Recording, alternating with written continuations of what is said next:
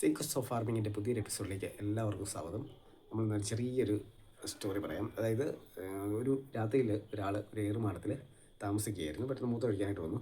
പുള്ളി പെട്ടെന്ന് അങ്ങ് മൂത്രം ഒന്ന് താഴേക്ക് ഒഴിച്ചു. അപ്പോൾ അതിൽ ആ മൂത്രത്തിൽ പിടിച്ച ഒരു ആന അങ്ങോട്ട് കയറി അങ്ങോട്ട് വന്നു. പെട്ടെന്ന് പുള്ളി അങ്ങ് മൂത്രം അങ്ങ് നിർത്തി. ആന ചന്തിയും കുത്തി അങ്ങ് വീണു.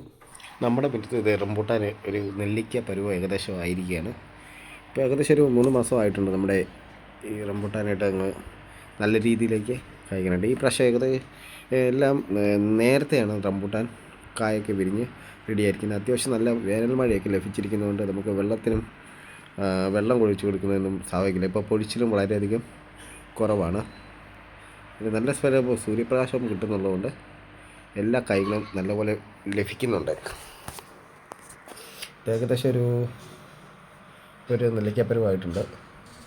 ഇത് നമ്മൾ ഒരു കുറച്ചുകൂടെ കഴിയുമ്പോഴാണ് നമ്മൾ ഏകദേശം ഒരു നെല്ലിക്കപ്പരുവ് 2 നെല്ലിക്കയുടെ പരുവാകുമ്പോഴത്തേക്കും നമുക്ക് ഏകദേശം ഒരു വലയിടേണ്ട ഒരു രീതിയിലേക്കാകും. അല്ലെങ്കിൽ വവ്വാല് കാര്യങ്ങളൊക്കെ കൊണ്ടുപോകുന്നതുകൊണ്ട് നമ്മളൊരു നെക്സ്റ്റ് വീഡിയോ ചെയ്യുന്നതായിരിക്കും. ഉടനെ തന്നെ ഇതിൻ്റെ വലയിടുന്നൊരു വീഡിയോ, റംബൂട്ടാൻ എങ്ങനെ ഈസി ആയിട്ട് വലയിടാമെന്നുള്ള ഒരു വീഡിയോ ഉടൻ തന്നെ വരുന്നതായിരിക്കും.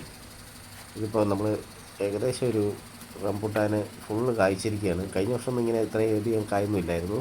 വേറെ വീഡിയോയ്ക്ക് വരുന്നവരെ ഓക്കെ, ബൈ, സീ യു.